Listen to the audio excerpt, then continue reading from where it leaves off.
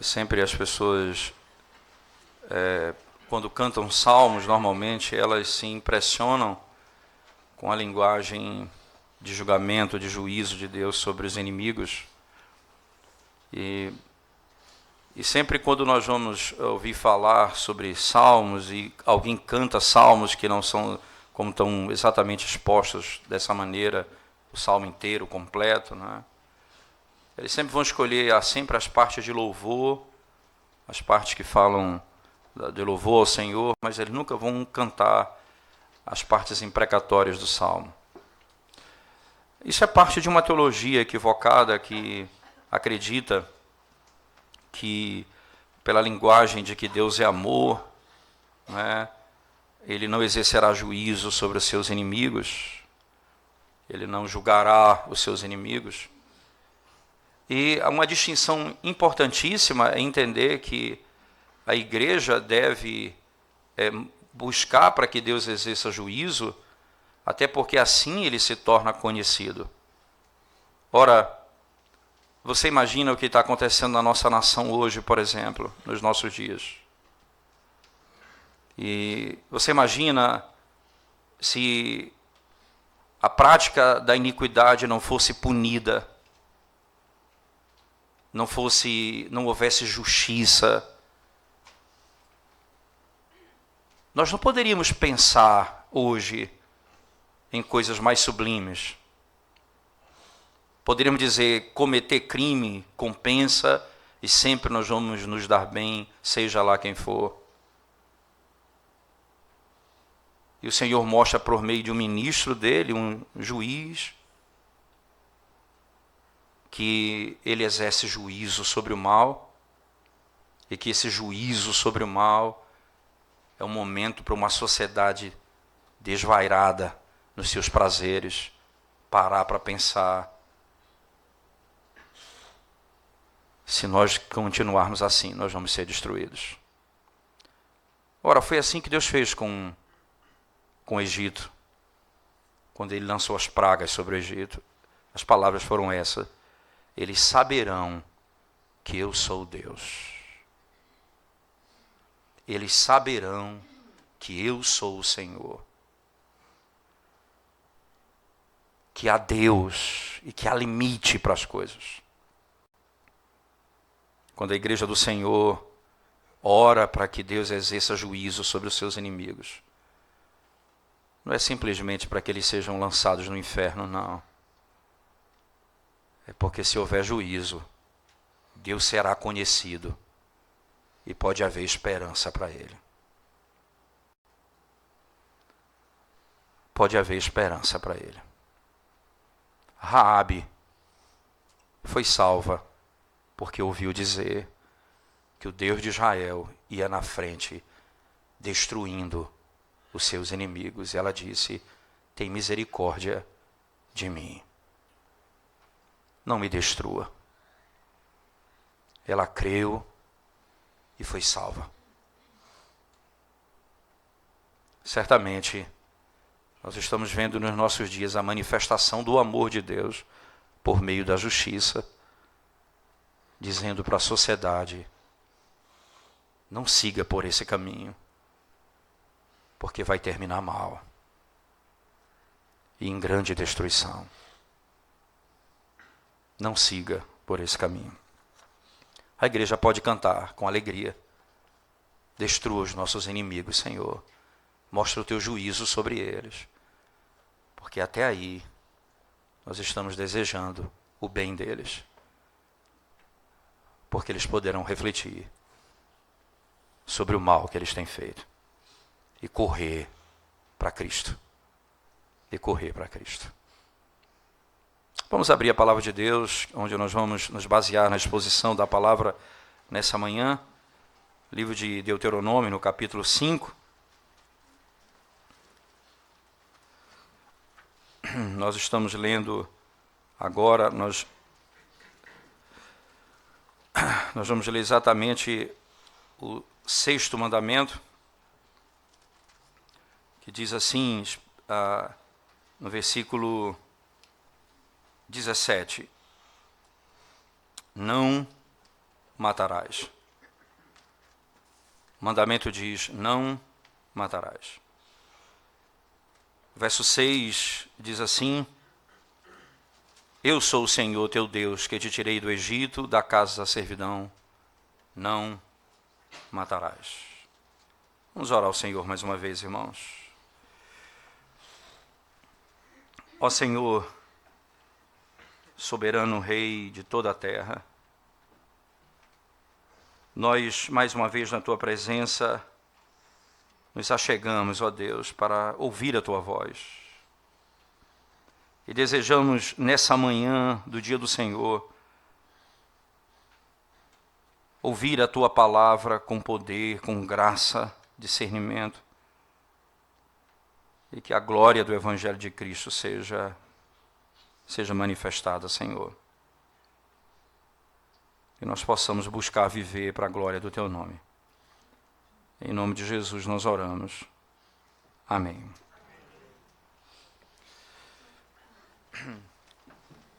Esse mandamento, não matarás, como está exposto no Catecismo Maior, e eu queria rapidamente com os irmãos, eu sei que os irmãos não têm acesso, talvez nem todos, mas quem tem a Bíblia de Genebra, o Catecismo da nossa igreja, ele descreve o sexto mandamento da seguinte forma, ele diz assim, segundo o Catecismo, na pergunta 134 e diante, ele diz: qual é o sexto mandamento? O sexto mandamento é: não matarás. E aí vem a primeira pergunta, depois da descrição do mandamento, a pergunta 135. Quais são os deveres exigidos no sexto mandamento? A resposta: os deveres exigidos no sexto mandamento são todo o empenho cuidadoso e todos os esforços legítimos para a preservação de nossa vida e a de outros, resistindo a todos os pensamentos e propósitos, subjugando todas as paixões e evitando todas as ocasiões, tentações e práticas que tendem a tirar injustamente a vida de alguém, por meio de justa defesa dela contra a violência, por paciência em suportar a mão de Deus, sossego mental, alegria de espírito e uso sóbrio da comida, bebida, remédios, sono, trabalho e recreios, por pensamentos caridosos, amor, compaixão, mansidão, benignidade, bondade, comportamento e palavras pacíficos, brandas e corteses, a longanimidade e prontidão para se reconciliar, suportando pacientemente e perdoando as injúrias, dando bem por mal, confortando e socorrendo os aflitos, protegendo e defendendo o inocente. E ainda vem, quais são os pecados proibidos no sexto mandamento?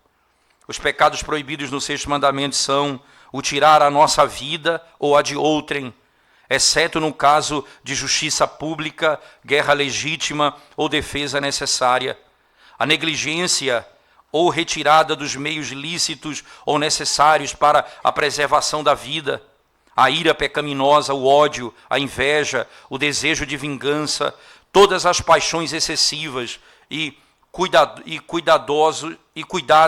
demasiados, o uso imoderado de comida, bebida, trabalho, recreios, as palavras provocadoras, a opressão, a contenda, os espancamentos, os ferimentos e tudo que tende à destruição da vida de alguém. Você percebe que o Catecismo Maior, ele descreve a morte ou matar, a ordenança não matarás, numa perspectiva bem abrangente e que resume-se num princípio claro: a preservação da vida, a luta pela preservação da vida, seja a minha própria vida ou a vida do próximo. Todos os meios lícitos para se preservar a vida e tudo o que produz a morte, seja o que for, tudo o que produz a morte, todo comportamento, todo estilo de vida, tudo o que produz a morte é condenado nesse mandamento.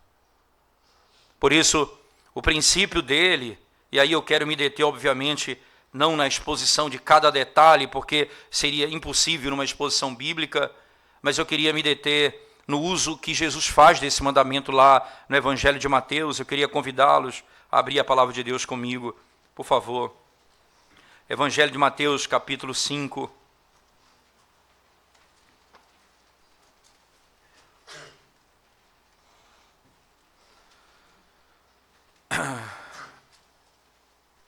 Mateus, capítulo 5.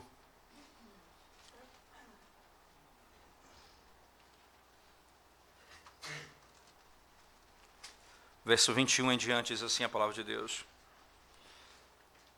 Ouvistes que foi dito aos antigos, não matarás, e quem matar estará sujeito a julgamento.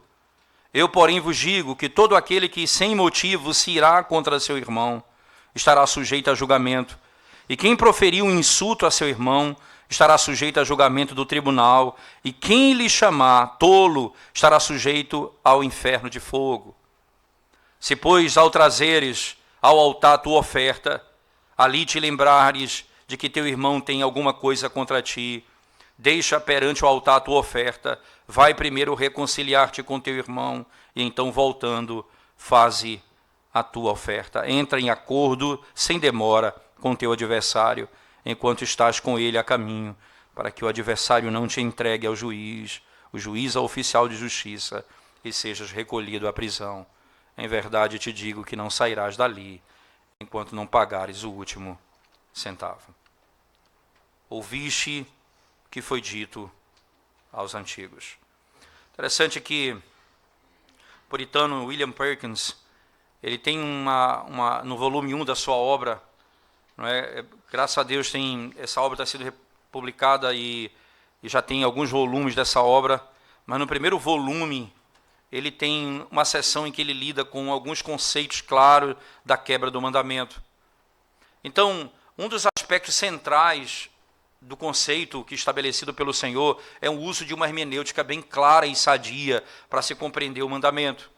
Então, por exemplo, normalmente usa-se o que se chama dentro da hermenêutica judaica que um conceito menor é aplicado ao maior, quando um consenso e um padrão de justiça é aplicado em algo menor, ele também é aplicado em algo superior e maior.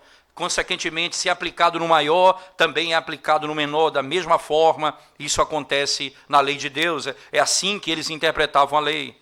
Então, por exemplo, Jesus Cristo vai dizer assim, ora, se o Senhor cuida dos pássaros, por acaso não cuidará de vós?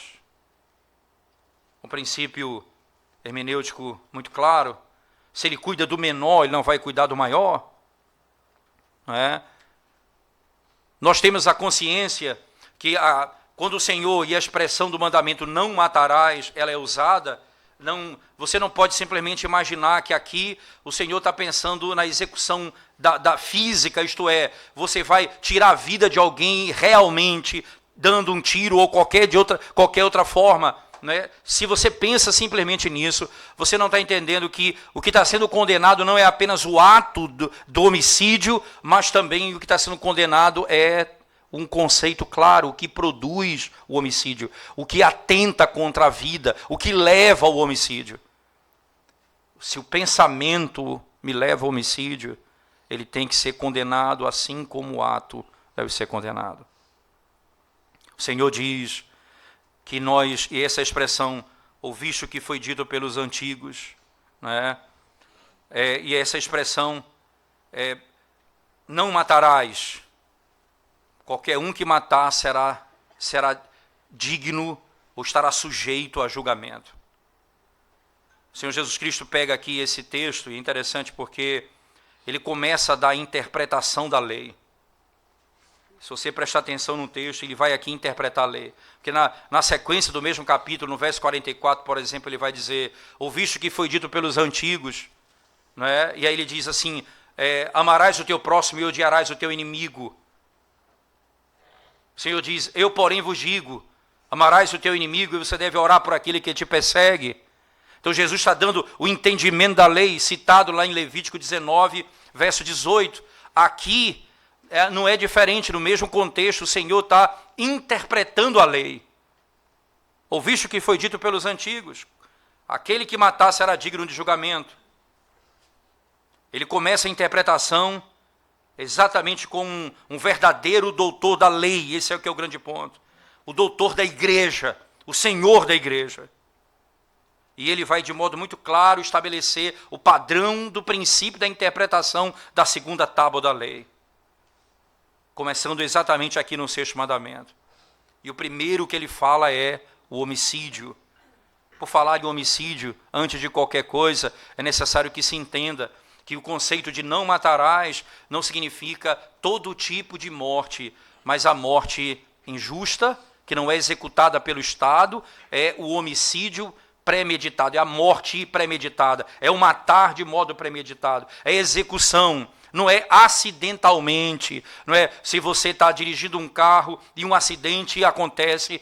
Agora, se você está numa estrada que de 50 km por hora, você está a 120 por hora, bate e mata alguém, e você sabe que aquilo poderia matar, e você foi imprudente, você pode ser culpado por aquele assassinato, por aquela morte, por aquela morte especificamente. Nem toda morte é, porque o Senhor ordena matar, o Senhor tira a vida, e o Senhor é o dono da vida, e por Ele ser o dono da vida, Ele tem autoridade para isso. Eu não posso fazê-lo, porque a vida não pertence a mim. Nem tirar a minha própria vida, nem tirar a vida do outro, porque a vida não é minha. Mas Deus deu autoridade ao Estado para fazê-lo, como lá em Romanos 13, né, deu o poder da espada ao Estado, ou mesmo numa guerra justa, como diz o catecismo, se for necessário tirar a vida. Isso também está amparado por um princípio de que aqui você não está quebrando a lei de Deus. Mas o que está posto aqui é algo que nasce de um coração ímpio, que deseja por inveja, ódio, tirar a vida do outro. Nesse sentido, podemos dizer que o Senhor observa uma ordem clara no texto. Veja só, irmãos. Ele estabelece primeiro qual é a falsa interpretação da lei. O que é que os escribas e fariseus estão dizendo aqui? E depois, no verso 23, ele mostra, no 22, ele mostra qual é o significado certo da lei. Veja, no 21 ele mostra a falácia, e no 22 qual o significado. Veja, ele diz no 21, ouviste que foi dito aos antigos, não matarás, e quem matar estará sujeito a julgamento. Eu, porém, vos digo, que todo aquele que sem motivo se irá contra seu irmão estará sujeito a julgamento, e quem proferir insulto a seu irmão estará sujeito a julgamento do tribunal, e quem lhe chamar tolo estará sujeito ao inferno de fogo. O Senhor Jesus aqui estabelece um princípio em que ele diz, ouviste que foi dito, eu, porém, vos digo. E depois, no verso 23 a 26, ele vai propor algumas regras de acordo entre aqueles que têm os seus problemas. Você precisa resolver os seus problemas, tratar os seus problemas, porque isso leva à morte.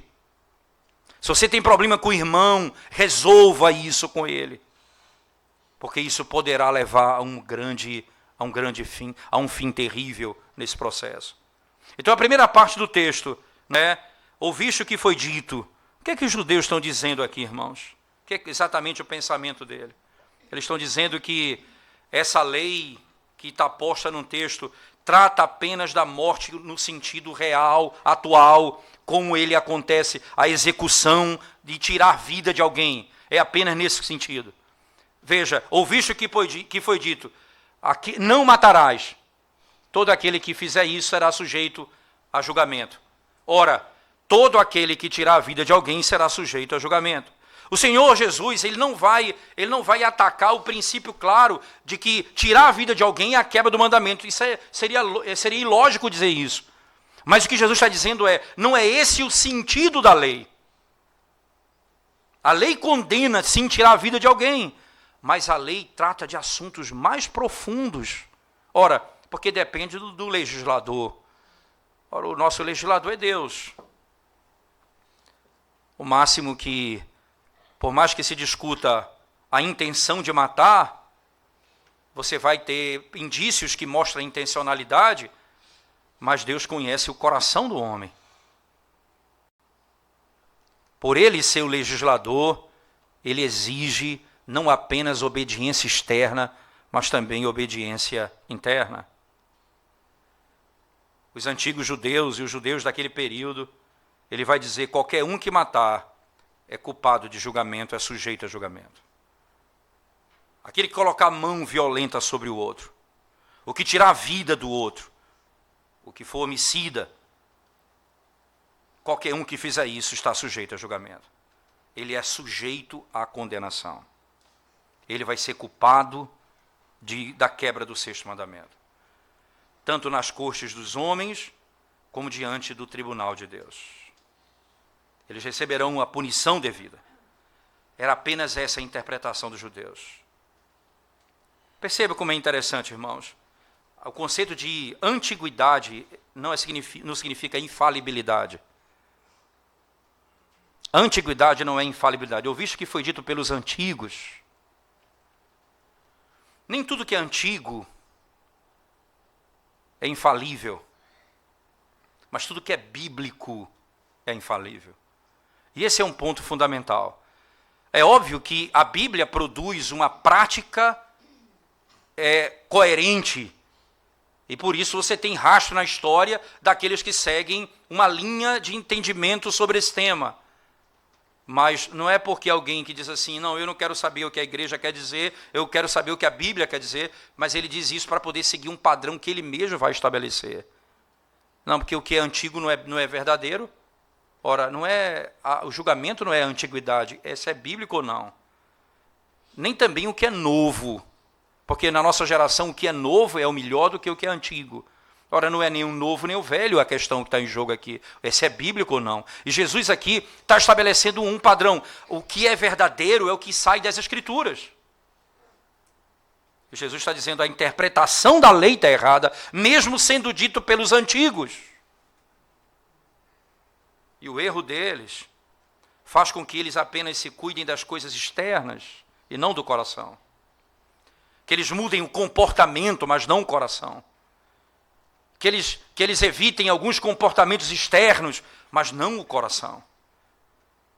Jesus está dizendo, obviamente, que essa antiguidade não é infalível, mas Cristo é infalível. Ele é o doutor da verdade, e ele rejeita o que é falso e o que é corrupto. Engraçado que os papistas usam exatamente esse conceito, né? Eles diziam isso na época de Calvino. Ele dizia: a nossa religião é mais antiga do que a de vocês, por isso vocês estão errados e nós estamos certos. E toda a luta de Calvino foi mostrar categoricamente que quem se apartou da antiguidade não foram os reformadores, mas a própria Igreja Católica Romana. Daí a razão pela qual nas Institutas ele cita tantos pais da Igreja, para deixar claro que o pensamento dos reformadores estava conectado ou estava relacionado ao pensamento dos pais da Igreja. Jesus diz assim: ouviste o que foi dito, não é? Essa é a maneira como eles podiam compreender as Escrituras. Era assim que eles lidavam com as controvérsias. Veja, eles pegavam aquela interpretação da lei e transformavam em verdade. E isso é muito claro. É por isso que dentro da tradição judaica você vai ter Mishnah, você vai ter muitos elementos que estão anexos à Escritura, que são comentários das Escrituras, e que eles não liam mais a palavra, mas apenas essas interpretações da lei. A Escritura ficava de lado, eles liam aquilo, e a palavra de Deus não era consultada mais. Isso é um ponto interessante, porque é necessário que nós, como principalmente reformadores, nós estamos vindo de uma tradição reformada, melhor dizendo, nós temos o cuidado quando vamos falar dos nossos documentos, porque os nossos pais fizeram foi mostrar que isso estava na Bíblia. Então, nós temos uma verdade que está escrita em declaração de fé, mas essa declaração de fé emana das Escrituras Sagradas. E nós temos que ter sempre esse cuidado de mostrar nas Escrituras isso. Que não é uma verdade que emana de uma outra fonte, ela emana das Escrituras Sagradas. Por isso, nós sempre podemos fazer assim.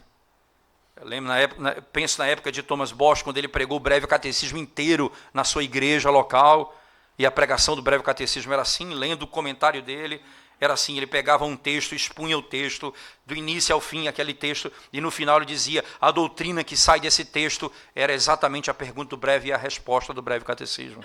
E ali ele passava a expor o catecismo, e a igreja ficava certa de que aquela verdade vinha da palavra de Deus.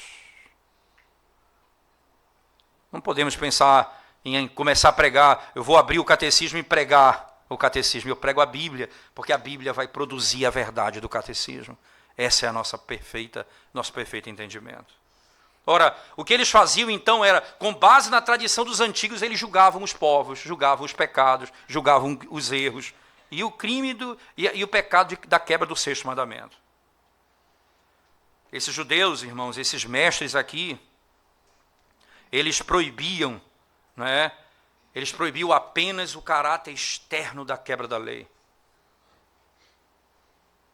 Isso é importante. Eles proibiam apenas aquilo que era a quebra externa da lei. Nada mais do que isso. Tinha que ter derramamento de sangue. Isso era a única coisa que eles podiam fazer. Eles tinham que se manter distante das coisas externas. Mas o coração deles estava cheio. Daí Jesus vai dizer abertamente, vocês limpam o exterior, mas o copo interior está contaminado.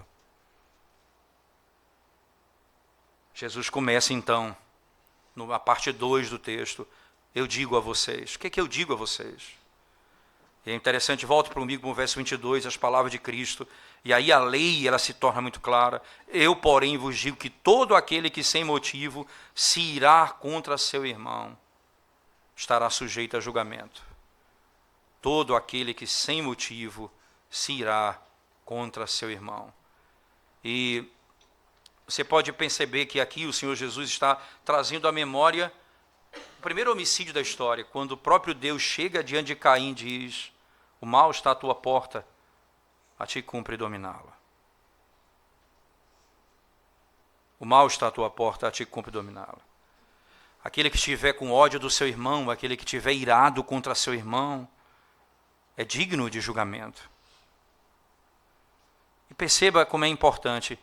Cristo divide em 3 partes o processo.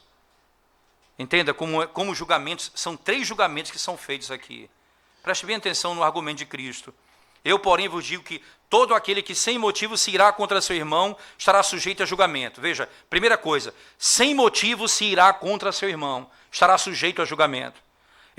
No verso 21 ele vai dizer, quem matar estará sujeito a julgamento. Aqui Jesus diz, quem sem motivo se irá contra seu irmão, estará sujeito a julgamento. A segunda parte, e quem proferir um insulto a seu irmão, estará sujeito a julgamento do tribunal. Veja, uma coisa é a minha ira interna, o meu ódio no coração contra meu irmão. A outra coisa é, eu vou proferir contra ele um insulto. Porque já não é mais simplesmente um sentimento, agora eu já expressei isso com meus lábios. Aí ele diz, veja o que Jesus diz, estará sujeito a julgamento do tribunal. E quem lhe chamar tolo, que algumas a palavra raca, não é? Quem lhe chamar tolo, estará sujeito ao inferno de fogo. Jesus põe 3 níveis de julgamento. Todos eles são dignos de julgamento. Se eu me irar, se eu proferir uma palavra, e se eu disser tolo, provavelmente é a expressão usada lá no Salmo 14.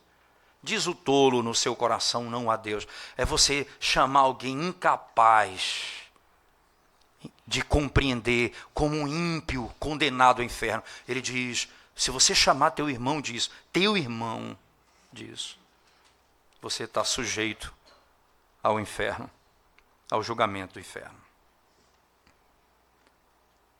Interessante como as pessoas têm a falsa persuasão de que no Novo Testamento Deus revela uma relação com a lei mais frouxa, enquanto ele, na realidade, ele aprofunda o conceito. As pessoas dizem assim, Deus é amor, e Jesus está dizendo, Não é só matar fisicamente, não.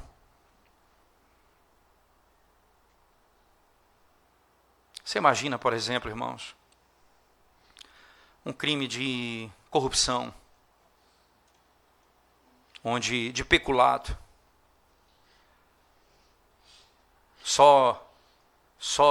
onde trabalha o juiz Sérgio Moro. Ele falou isso naquele programa Roda Viva.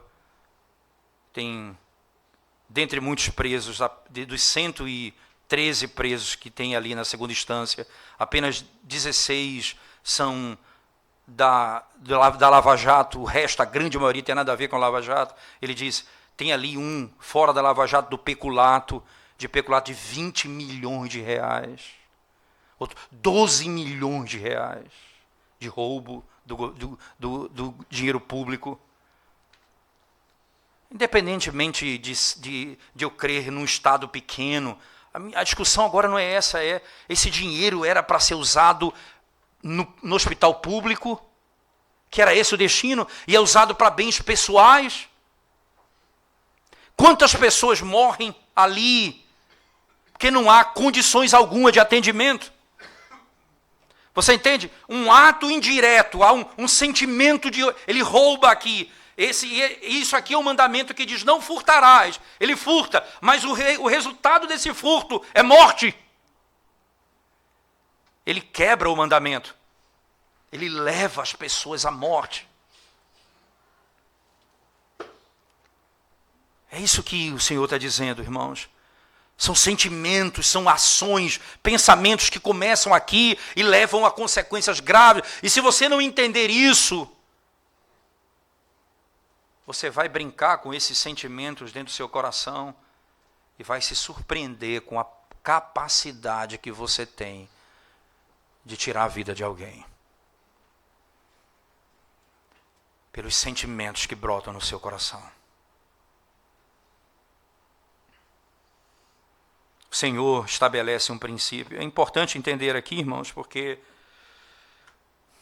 o Senhor está dizendo, e essas são as palavras do Senhor, nosso Salvador propõe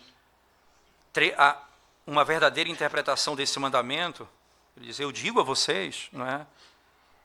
Ninguém engane vocês, porque eu sou o legislador, eu sou o doutor da minha igreja, o Senhor está dizendo. E por isso eu sei o significado da minha própria lei.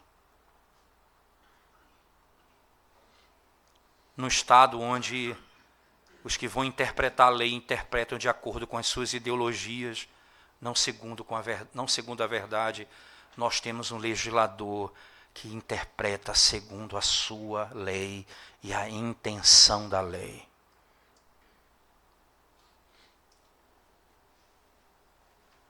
Alguém que muda o conceito de família, tendo no texto escrito da Constituição o que é família, eles são capazes de perverter esse conceito, dando outro significado. Não é isso que Jesus está fazendo, ele está dizendo, o significado é esse da lei. Não é só que família é isso, não, mas se você lutar pela causa LGBT, se você lutar por isso, você é contra o padrão estabelecido. E aqui é o contrário. A causa LGBT vai mudar o conceito de família. O Senhor está trazendo outro conceito. Ora, se o seu sentimento for odioso, você está quebrando a lei. Porque esse juiz não é igual o guarda de trânsito. Apesar que guarda de trânsito às vezes multa você se você está no lugar. Acontece isso. Mas normalmente ele multa você ao vivo. Ele não multa a intenção do teu coração, ele multa a tua ação. Ele não sabe, por exemplo, quando eu dou uma volta num quarteirão procurando lugar, eu fico doido para parar naquele lugar que eu não posso parar porque é mais rápido. Ele não vai me julgar por isso. Mas o meu legislador, o meu Senhor, sabe do meu coração que eu estou doido para parar no lugar que eu não posso parar, mesmo que eu não pare. Porque são legisladores diferentes. Esse legislador, ele conhece o meu pensamento. Daí ele diz, ele sabe, cuidado com o que você pensa e com o sentimento de ira no seu coração. Eu sei o significado da lei. Quem estiver irado contra seu irmão, e é engraçado que o Senhor estabelece aqui 3 tipos de assassinato, irmãos. Os 3 graus de punição do mesmo crime. É interessante isso. O primeiro, não é, quando você está irado. O segundo é quando você fala um insulto. E o terceiro, quando você, no insulto, chama tolo. Podemos dividir em 2 partes. Quando você se ira e quando você expressa. Quando você tem um sentimento e quando você expressa. Interessante pensar porque quando o Senhor diz assim, ao teu irmão, se você chamar o teu irmão, se você tiver um ódio contra teu irmão, se você tiver um sentimento contrário, irado contra ele, você está quebrando, você é digno de julgamento. E aqui o contrário não é oposição, é ira mesmo. É uma ira que leva à morte. Porque oposição é natural, você discordar de alguém, isso não é o ponto em questão aqui. Mas não é discordar. Se você discorda de alguém e discorda veementemente, isso é uma coisa. Outra coisa é você ter um sentimento que leva à ira. E é isso que o Senhor está tratando. Foi isso que Deus falou a Caim mais uma vez. Por que o teu semblante descaiu? Por que você está com essa expressão no rosto?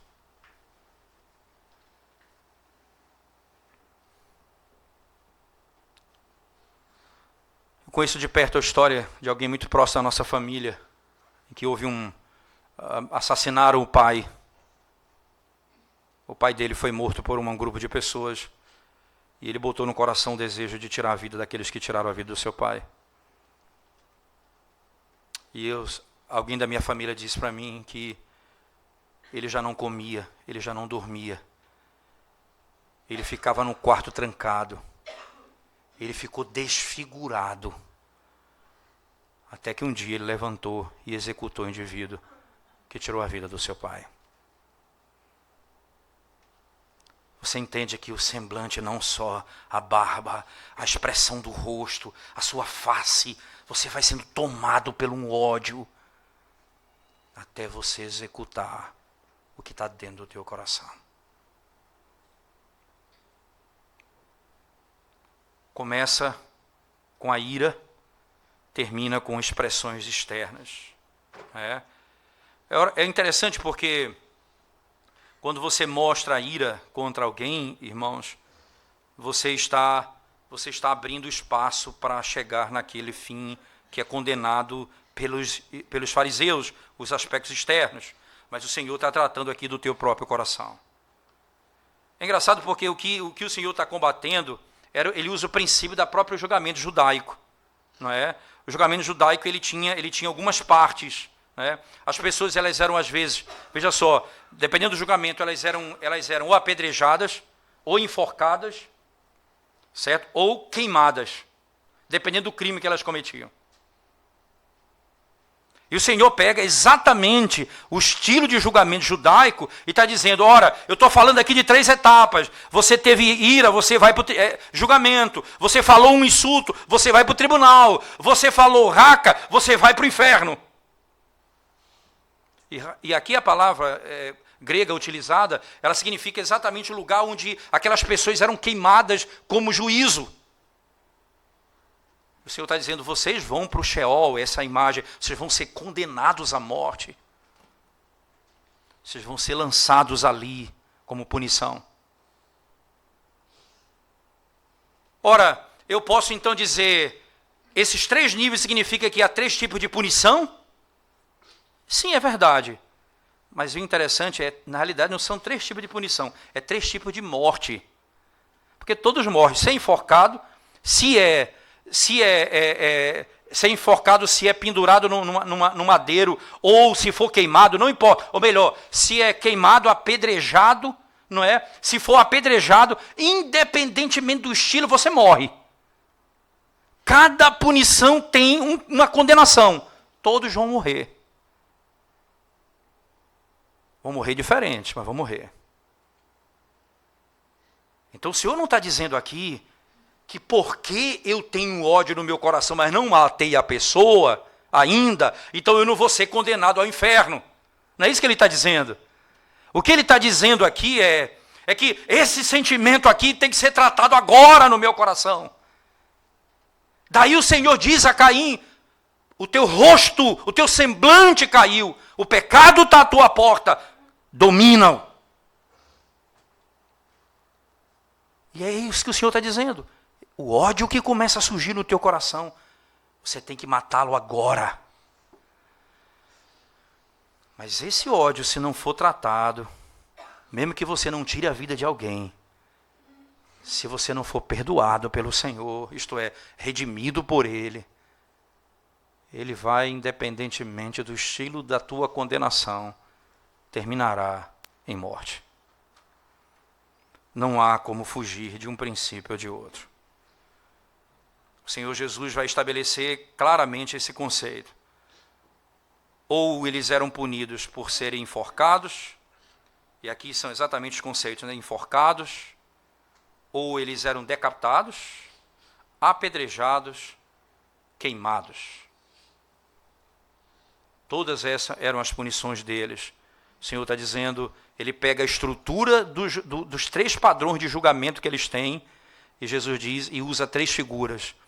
O teu coração, um insulto e uma expressão mais dura. Qualquer uma que você usar. Então ele diz, você é sujeito a julgamento em todas elas. Todas elas vocês estão sujeitos a julgamento. E por isso serão condenados. O Senhor Jesus faz aqui alguns graus de punição, e parece claro, diversos pecados, graus de punição. Né? E aí, por isso, os papistas eles vão chamar pecado venial, né? E essa expressão, eles chamam pecado venial, porque, ou mortal, né? Venial e mortal, essa aqui é uma expressão bem interessante, porque o pecado venial, diz ele, eles são pecados mais leves. Por exemplo, pensamentos maus, palavras vãs, que não vai merecer destruição eterna, mas uma punição temporal, momentânea. Esse é o pecado venial. Então isso aí está tratado nas cortes civis, né? Mas é interessante você pensar, porque exatamente vai ser o contrário, porque essa distinção deles em pecado mortal e venial, essa diferença, o Senhor não faz. Veja, o pensamento e o falar serão tratados do mesmo jeito. Todos vão ser executados no tribunal. Não há como fugir disso. O pecado que nasce no meu coração e o que é executado pela minha mão, eles terão exatamente a mesma punição. Não há esse tipo de pecado. A distinção vai estar no fato de nós termos sido perdoados pelo Senhor, justificados pela fé. Quando nós pecamos e pedimos perdão ao Senhor, isso já não nos condena eternamente. Mas qualquer um que está fora do Evangelho de Cristo, esse seja no pensamento. Alguém diz assim, eu nunca matei ninguém. Ele nunca vai dizer isso. Ele pensa, não, porque meu pecado ele não é mortal. É apenas um sentimento no meu coração. Jesus está falando, esse é digno do tribunal. É o que a exposição de hoje à noite, em Romanos 2, Paulo vai começar a tratar. Quando os judeus olham para os gentios, os pagãos, dizendo, ora, veja o que eles praticam, todo tipo de moralidade, entregues às paixões. Então Paulo diz, ora, você que diz, não faça isso, você faz a mesma coisa? Como é que eles fazem? Não é porque eles matam, não matarás e vocês matam. Por que vocês matam? É porque vocês têm ódio no coração. Paulo está dizendo, vocês também serão condenados exatamente como os pagãos, da mesma forma, seja no pensamento, seja nas ações, se Cristo não for a justificação, a salvação e a tua redenção. Qualquer um desses pecados, qualquer um desses níveis será condenado pelo Senhor. Acontece que há uma lei muito clara aqui, irmãos, porque no Catecismo Maior ele vai dizer exatamente isso. dizer assim, porque debaixo de qualquer mandamento do Senhor, que o Senhor ordena numa determinada lei, por exemplo, aquilo que é proibido numa determinada lei, são proibidos todos os pecados do mesmo tipo e as causas que levam àquele pecado. Isso é o princípio no Catecismo Maior, pergunta 99. Não apenas, veja, é proibido um pecado, mas não apenas o ato, é proibido também todos os pecados do mesmo tipo e tudo o que causa o pecado. É o princípio da lei. O que causa o pecado. Todos os pecados do mesmo tipo. Por isso que quando diz assim, não adulterarás, então alguém poderia pensar, a fornicação não estaria dentro do conceito desse mandamento. Não, todos os tipos da mesma natureza, todos os pecados sexuais estão envolvidos no mandamento não matarás, não adulterarás. Assim também como todo tipo de morte dentro do conceito do não matarás está envolvido. Todo pecado, tudo que leva à morte. E o primeiro padrão da morte é o ódio. O início de tudo é o ódio. E aqui é que o texto trabalha conosco. Onde há uma quebra do mandamento, há uma maldição anexada a ele. Mesmo que não esteja expressa no texto, há uma maldição anexada a ele. O Senhor Jesus está estabelecendo onde você quebra o mandamento. Se você não entender o mandamento corretamente, você não sabe onde está a maldição dele. Se o mandamento é apenas ao ato, se é o ato que está sendo condenado, então tudo que antecede isso não é quebra do mandamento. O Senhor está dizendo, não, você quebra o mandamento em todos esses passos anteriores. Uma ira sem motivo contra seu irmão, você é digno de julgamento. Uma ira sem motivo contra seu irmão, torna você digno de julgamento. É verdade, e é importante entender isso, que Paulo vai dizer num dado momento na Escritura, em Efésios 4, quando ele diz assim, não é? Ele vai usar essa expressão, irai-vos e não pequeis. Existe sim um momento em que você pode se irar e não pecar, não é? Qual é exatamente o ponto aqui? Qual a diferença? Quando é que a tua ira não é pecado? E quando a tua ira é pecado? Quando a tua ira, ela não é pecado, ela somente não é pecado, quando ela acontece por causa da glória de Deus e o bem da igreja. Quando a ira é pecado, quando trata apenas da minha questão, quando lida apenas com o meu coração, com a execução da minha justiça, para a minha honra, para o meu bem, eu não estou preocupado com a glória de Deus. Porque às vezes, para a glória de Deus, eu vou ter mesmo que perder.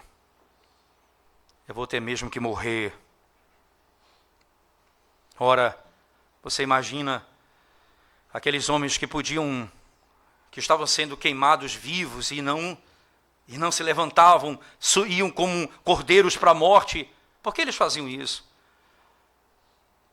Porque a revolta deles ali não produziria a glória de Deus.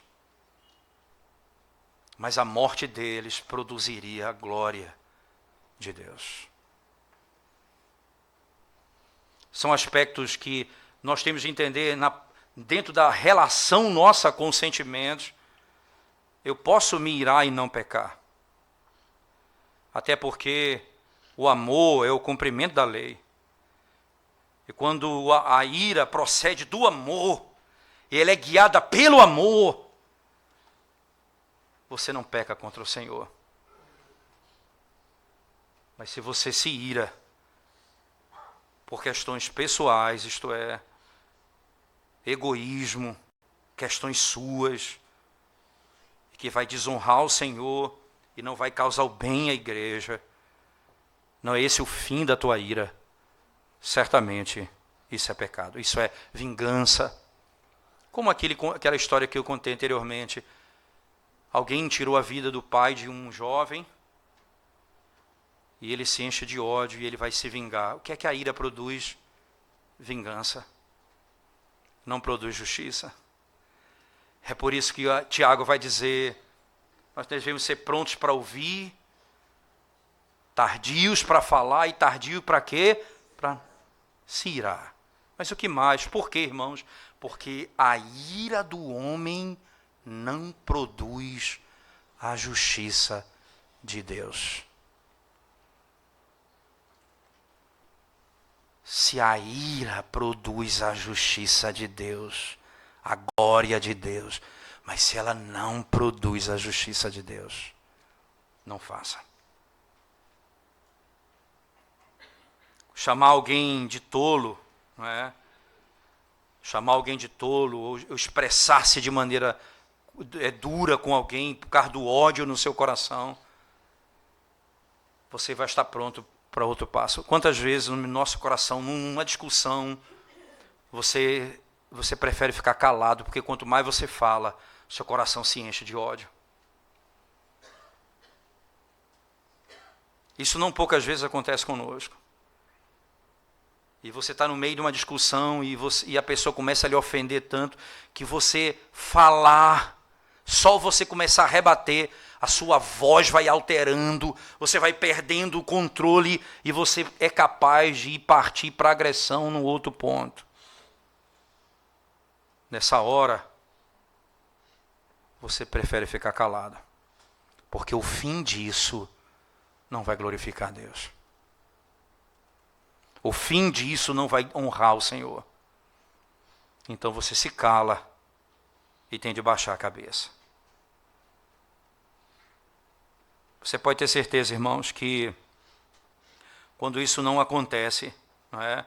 Quando essa expressão não acontece, quando esse objetivo não é alcançado, nós pecamos contra o Senhor. Daí, entenda, ora, aí vem a parte logo a sequência. Entenda? Aí no texto de Mateus, o Senhor já diretamente nos leva ao momento da oferta. Se eu tenho um problema com meu irmão, veja, esse problema pode terminar em grande tragédia. Então eu preciso me reconciliar com meu irmão. Até para ofertar, e aí é interessante, o conceito aqui é claro, eles estão trazendo diante de Deus uma oferta, e essa oferta ela vai ser recebida se for entregue exatamente nesse espírito de fraternidade e se há comunhão entre nós, se o nosso problema foi resolvido. Porque esse espírito produz ódio e distúrbio no relacionamento entre nós. Assim como eu uso a palavra para destruir alguém, o Senhor na sequência diz, se você tem alguma coisa contra teu irmão, vai lá, resolve, deixa a tua oferta e volta, restaura com ele e volta a sentar e a oferecer a tua oferta ao Senhor. Oferecer a tua oferta diretamente ao Senhor. Até o culto que nós prestamos precisa ser tratado dessa forma.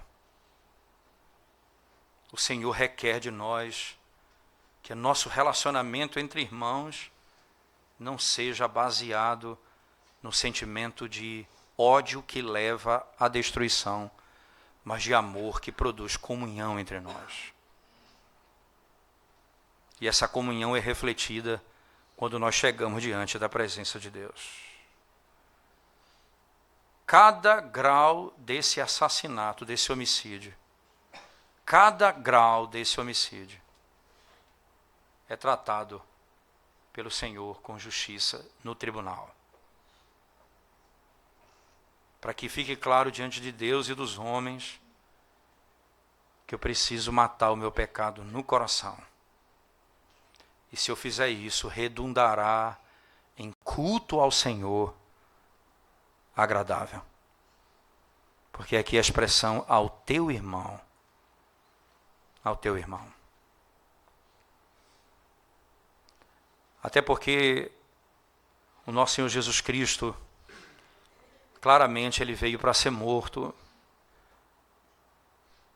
E os que mataram ao Senhor Jesus Cristo,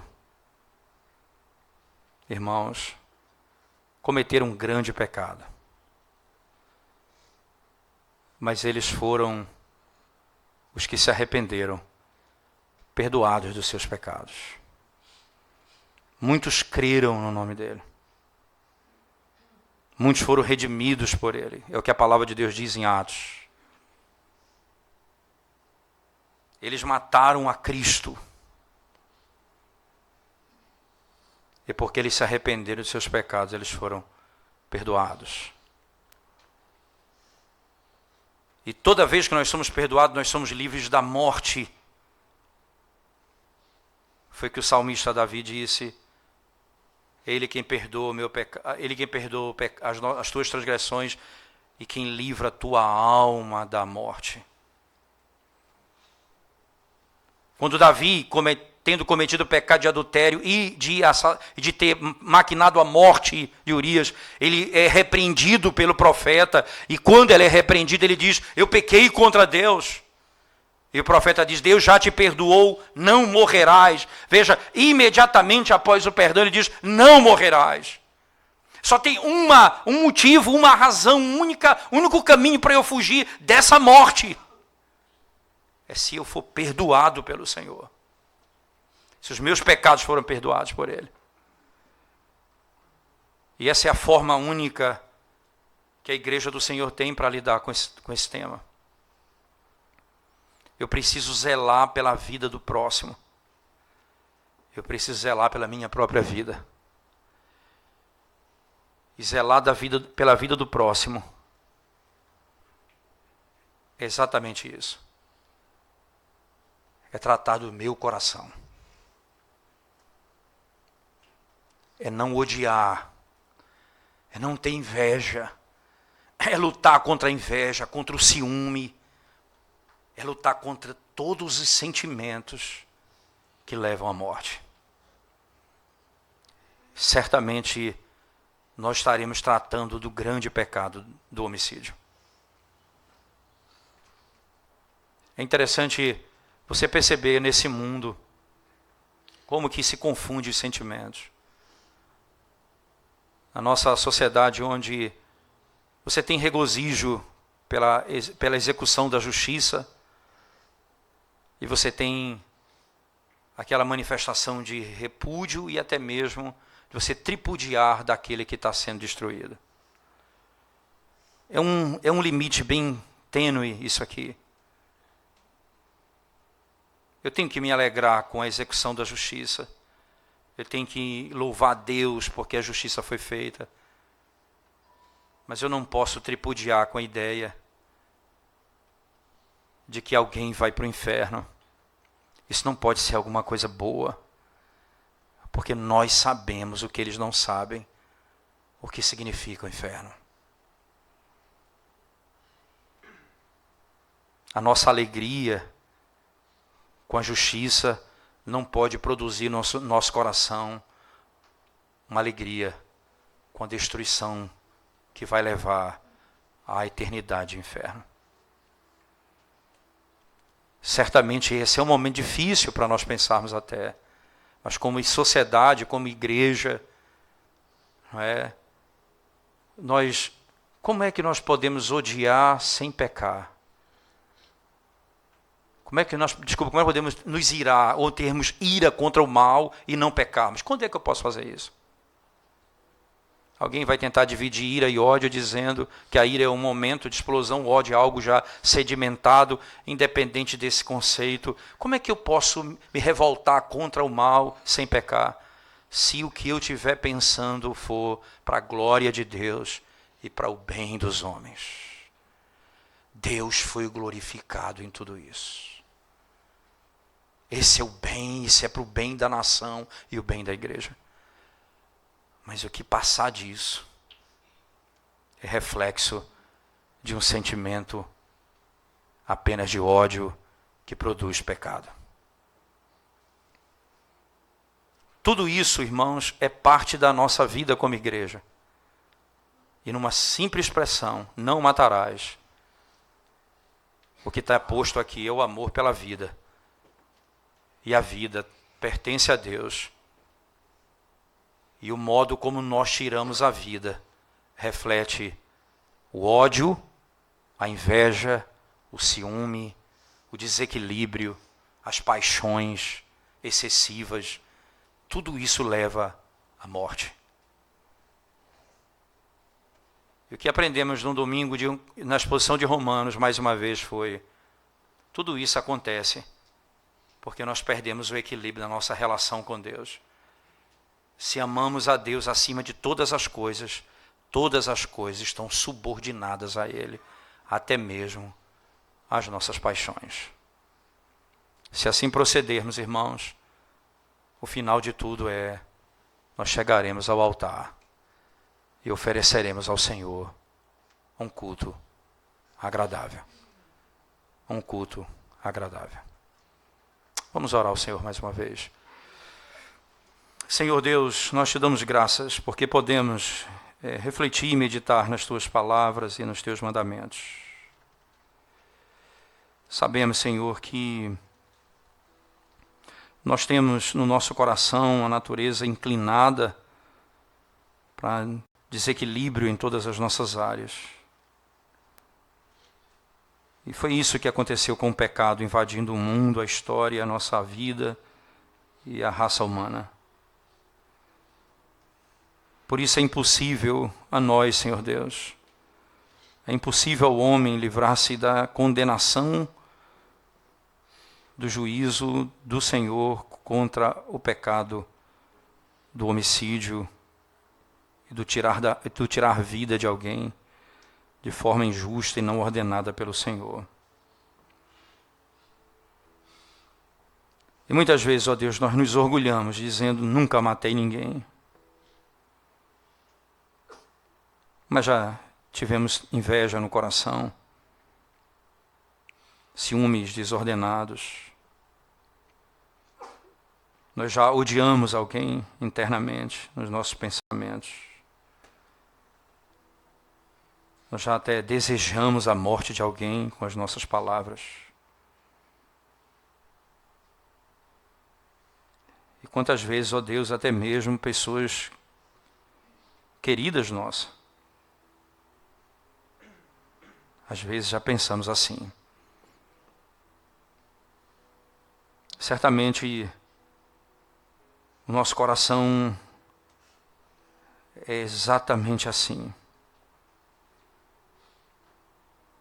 O que seria de nós, Senhor, se não fosse a tua graça e a tua misericórdia? O que seria de nós se não fosse a tua compaixão e o teu amor? Quando o Senhor derramou a tua ira sobre o teu Filho, para que nós não fôssemos destruídos eternamente. Quando o Senhor Deus em Cristo Jesus, aquele que foi morto por causa dos nossos pecados, e lá estávamos, ó Deus, lá estávamos representados. Por isso, Senhor, nós temos a certeza que somente na morte de Cristo, e a linguagem bíblica é tão importante, quando diz: a esse Jesus que vocês mataram, houve a quebra do mandamento, Senhor. Eles mataram a Cristo. Mas a Bíblia diz: a esse Jesus que voluntariamente deu sua vida. Aqui está a bondade do Senhor para conosco.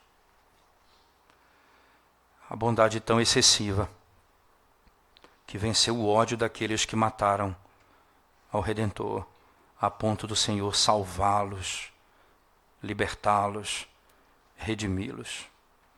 Faz isso conosco nessa manhã, Senhor, pelo amor do teu nome. Ajuda-nos a tratarmos os nossos sentimentos mais íntimos. Perdoa, Senhor Deus, os nossos pecados. Purifica-nos de toda iniquidade e ensina-nos a viver para a glória do teu nome, para o bem da tua igreja.